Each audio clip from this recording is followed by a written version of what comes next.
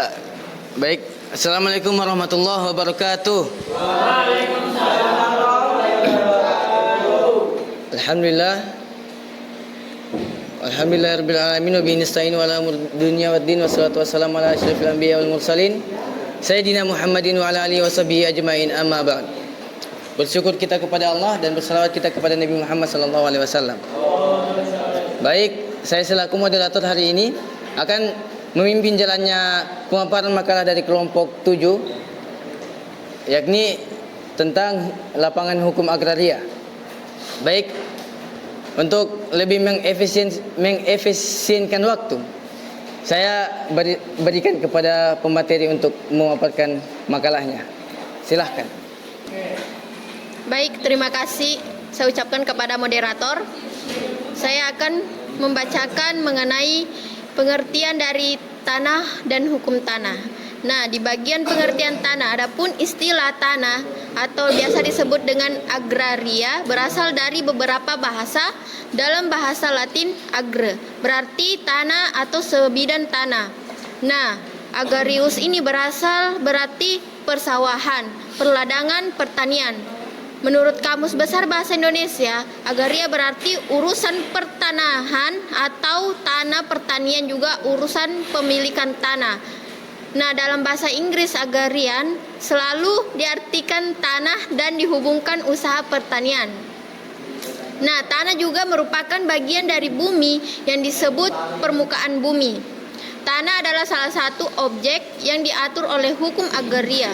Tanah yang diatur di dalam hukum agraria itu bukanlah tanah dalam berbagai aspeknya, akan tetapi tanah dari aspek yuridisnya, yaitu berkaitan langsung dengan hak atasan tanah yang merupakan bagian permukaan bumi sebagaimana diatur pasal 4 ayat 1 UU PA yang menentukan atas dasar hak menguasai dari negara sebagaimana dimaksud dalam pasal 2, ditentu adanya memacam-macamkan hak atas permukaan bumi yang disebut tanah yang dapat diberikan kepada dan dapat dipunyai oleh orang-orang baik sendiri maupun bersama-sama dengan orang-orang lain serta badan-badan hukum. Nah, kemudian lanjut. Adapun kata tanah dalam pengertian yuridis adalah suatu permukaan bumi, sedangkan hak atas tanah adalah hak atas sebagaimana tertentu atas permukaan bumi yang berbebas. Ya, baik. Kita lanjut ke pemateri kedua untuk memaparkan makalahnya. Saya persilahkan. Oh, terima kasih moderator yang ganteng. Saya akan membaca materi asas-asas hukum agraria dalam UPA, yakni UUPA, yakni 1. Asas kebangsaan atau pasal 1 UUPA. Pasal 1, seluruh wilayah Indonesia kesatuan tanah air dari seluruh rakyat Indonesia yang bersatu sebagai bangsa Indonesia. Pasal 2, seluruh bumi, air dan ruang angkasa termasuk kekayaan alam yang terkandung di dalamnya dalam wilayah Republik Indonesia. 3, hubungan antara bangsa Indonesia dan bumi. 4, dalam pengertian bumi. 5, yang dimaksud dengan ruang angkasa ialah ruang di atas bumi dan air tersebut. B. Asas hak menguasai negara.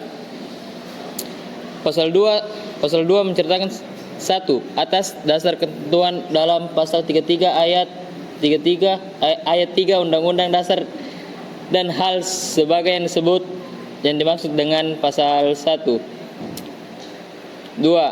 Hak menguasai dari negara termasuk dalam ayat 1. Pasal ini memberi wewenang untuk A. Mengatur dan menyelenggarakan peruntukan. B. Menentukan dan mengatur hubungan-hubungan hukum antara orang-orang dengan bumi. C. Menentukan dan mengatur hubungan-hubungan antara orang-orang dan perbuatan hukum-hukum yang mengenai bumi. C. Menentukan dan mengatur hubungan hukum antara orang-orang dan perbuatan hukum yang mengenai bumi. 3. Wewenang yang bersumber pada hak menguasai dari negara tersebut. Pada ayat 2 pasal ini digunakan untuk mencapai sebesar-besar Ya, baik. Itulah pemaparan pemateri dari pemateri kedua. Kita lanjut ke pemateri terakhir. Ya, saya persilahkan dengan hormat. Oke. Terima kasih moderator. Saya akan melanjutkan pemaparan materi dari teman saya. C. Landasan hukum tanah. Landasan hukum tanah merujuk pada peraturan hukum yang mengatur hak penguasaan, pemilikan, dan penggunaan tanah serta lembaga-lembaga hukum dan hubungan hukum terkait. Lembaga hukum agraria ialah ketentuan pasal 33 ayat 3 Undang-Undang 1945 merupakan sumber hukum material dalam pembinaan hukum agraria nasional. Hubungan pasal 33 ayat 3 Undang-Undang 45 dengan UU PA. D. Sifat dan ruang lingkup hukum tanah. Hukum tanah memiliki sifat khusus dan ruang lingkup yang terbatas. Fokus pada pengaturan hak penguasaan atas tanah atau HPAT atau hak-hak atas tanah. Sifatnya adalah mengatur hubungan hukum antara negara, individu, dan masyarakat adat terkait tanah. Sedangkan ruang lingkupnya mencakup hak-hak seperti hak milik, hak guna usaha, dan hak guna berbangunan. Sekian, saya kembalikan kepada moderator.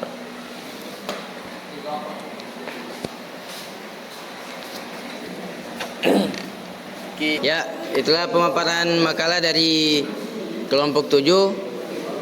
Saya akan membuka 2 sesi pertanyaan yang dilemparkan kepada peserta audiens. Saya persilahkan. Oke, baik. Terima kasih kepada moderator yang telah mempersilahkan. Pertanyaan saya kepada kelompok 6, bagaimana cara meningkatkan kesadaran masyarakat tentang kebijakan hukum agraria? Oke. Ya, baik. Berikut saya berikan kepada penanya kedua. Saya persilahkan Saudara Abdul Karim.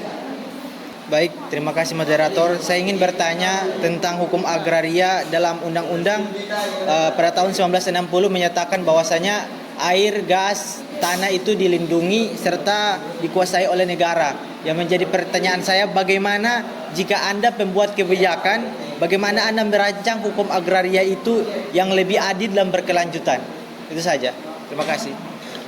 Baiklah, itu 2 pertanyaan dari para audiens. Saya kembalikan kepada pemateri untuk menjawab pertanyaan tersebut. Baik, saya persilakan kepada pemateri atas nama Saudara Abil yang manis dan tampan untuk menjawab pertanyaan dari Saudara Abdul Aziz. Oke, saya persilahkan. Tapi Oke. Terima kasih moderator.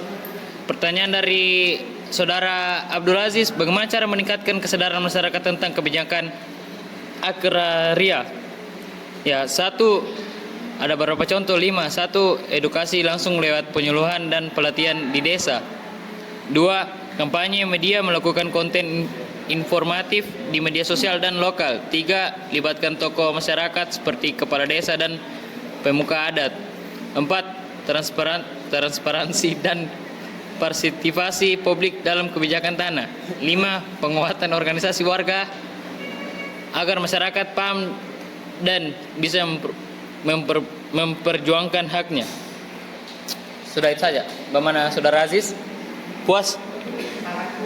Oi, terima kasih Saudara.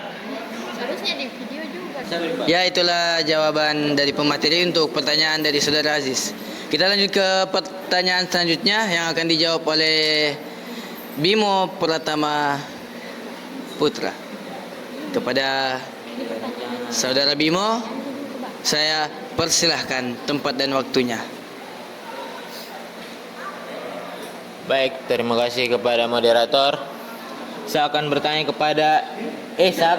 menjawab pertanyaan dari Saudara Abdul Karim. Jadi pertanyaan Abdul Karim, jika ada menjadi pembuatan kebijakan, bagaimana Anda merancang sistem hukum agraria yang lebih adil dan berkelanjutan?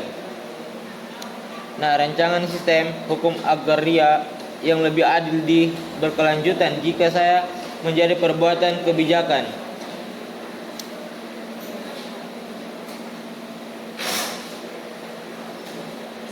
Berpihak pada petani kecil dan masyarakat adat.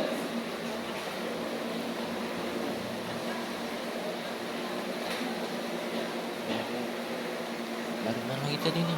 Baca Cuk. Astagfirullahaladzim. Oh, semuanya sudah. Bentar. Nah, poin yang kedua itu mengatur dengan transparan dan berbasis data, menjaga lingkungan dan generasi masa depan, memberikan kepastian dan akses yang merata. Tanah adalah sumber hidup, bukan sekedar komoditas. Maka hukum agraria harus berpihak pada kehidupan, bukan pada kekuasaan. Mungkin sekian jawaban dari pertanyaan Abdul Karim. Ya, bagaimana kepada saudara penjawab? Penanya? Oh, terima kasih. Ya, demikianlah pemaparan makalah dari kelompok 7. Ya. Adapun beberapa kesimpulan dari pemaparan makalah kali ini, yakni di mana hukum agraria, yakni hukum yang mengatur hubungan antara manusia dengan kekayaan-kekayaan alam yang ada seperti tanah, air. Kemudian hukum agraria juga itu penting untuk menciptakan kepastian hukum, keadilan dan kemakmuran bagi masyarakat, terutama para kaulah petani. Hukum agraria juga merupakan bagian dari hukum yang mengatur tentang pertanahan, kepemilikan tanah, dan pemanfaatan tanah. Ruang lingkup hukum agraria mencakup bumi, air, luar angkasa, dan kekayaan alam yang terkandung di dalamnya, sesuai dengan pasal 1 ayat 1 UU PA. Sekian dari saya selaku moderator. Saya ucapkan terima kasih. Wassalamualaikum warahmatullahi wabarakatuh. Waalaikumsalam warahmatullahi wabarakatuh. Oke guys, jangan lupa like, komen, dan subscribe.